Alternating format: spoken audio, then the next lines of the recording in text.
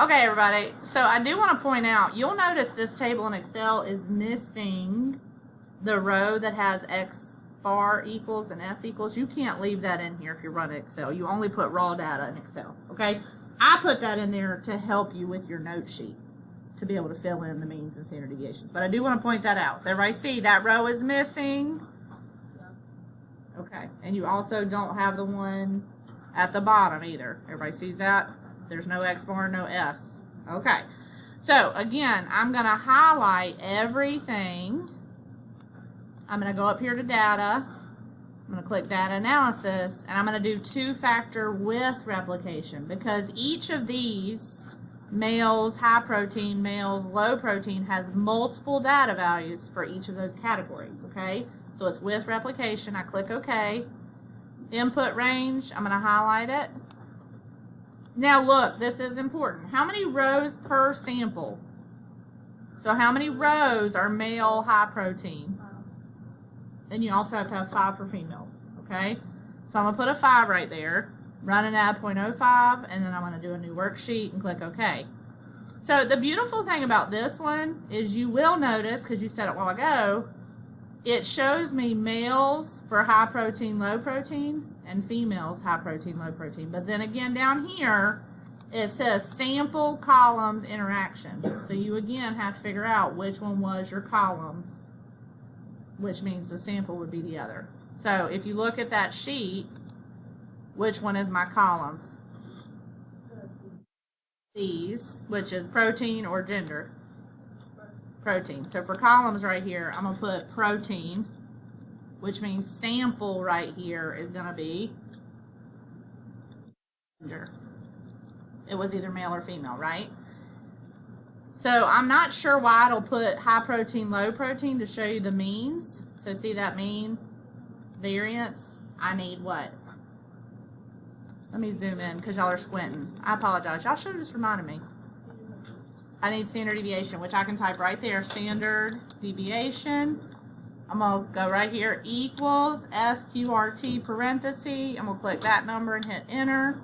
And then instead of dragging down, you can drag across. You're absolutely welcome to do that.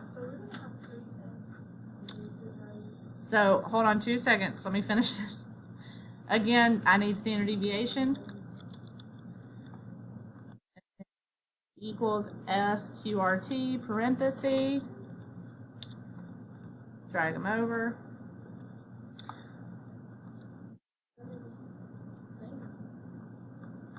So this one has the same standard deviation, but this one does not for the low protein. But yes, they're the same right here. And that makes sense because look at your averages. I mean, look at your variances when you square root them. 2.5, when you square root 2.5, you get the same number.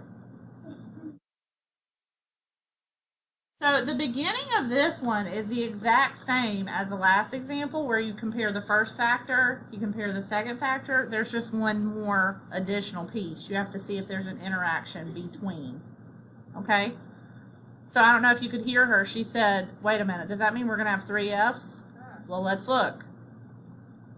How many F's do you have? 3. How many p-values do you have? 3. But if you look, what's interesting, if you look, it gives you interaction. Like it literally puts that label, which is really nice. So that's the only difference on this test. You should be able to finish this one without me. Seriously, because I gave you the generic. You just say there is not an interaction between protein and gender. And then the alternate is there is an interaction. Do you think there's going to be an interaction? Look at that p-value. That's a big p-value, right? So there's not going to be, okay? Write it on the note sheet for you. You want me to write the means and standard deviations? Absolutely. Everybody see what it gives you, though? Yeah. Do you understand how to interpret this report out? You do? Everybody good? Because if you run this for a quiz or a test, I'm going to give you all these things. I'm not going to expect you to have a computer that day and stuff, okay? Okay, so again, you have 3 F's, 3 p-values. The first 2 are the exact same as the without replication. You just have the new piece, which is there is no interaction between type of protein and gender. The alternate is there is an interaction between type of protein and gender, and then you still interpret and stuff the same way.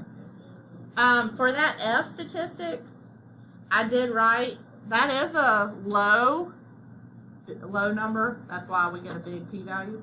So I said this low F value suggests no significant interaction between protein and gender. Because the p-value. You know, in my opinion, 2.2 is pretty close to 1. So I was like, oh, it's close to 1. So that's a small number. So they're not different. But then some of the examples we've had of what thought was no. I mean, we thought it was small, but then that p-value was tiny. So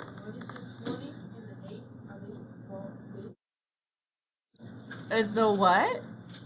Oh, the F. Those go with your first factor and second factor.